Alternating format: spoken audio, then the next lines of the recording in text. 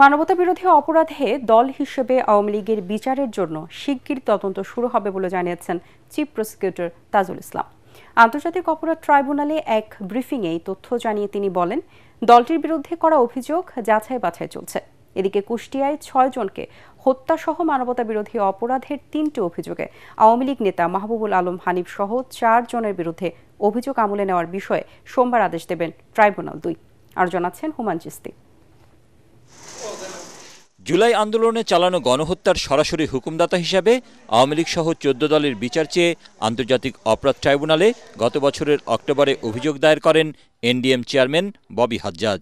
ওই অভিযোগের তদন্ত শুরু হচ্ছে বলে জানিয়েছেন চিফ প্রসিকিউটর। দল হিসাবে আওয়ামী লীগের বিরুদ্ধে অপরাধী সংগঠন হিসাবে তাকে বিচারের মুখোমুখি করার জন্য প্রাথমিক তদন্তের কাজটা আমরা শুরু করতে যাচ্ছি। অভিযোগ এসেছে, এটা আমরা এখন গুরুত্ব দিয়ে এটা যাচাই বাছাইয়ের কাজটা করছি। খুব সহসাই আনুষ্ঠানিকভাবে তদন্ত শুরু হবে।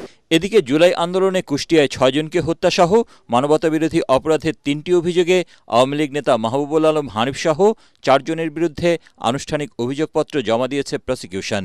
অভিযোগ আমলে নেয়ার বিষয়ে সোমবার আদেশ দেবেন ট্রাইব্যুনাল ২।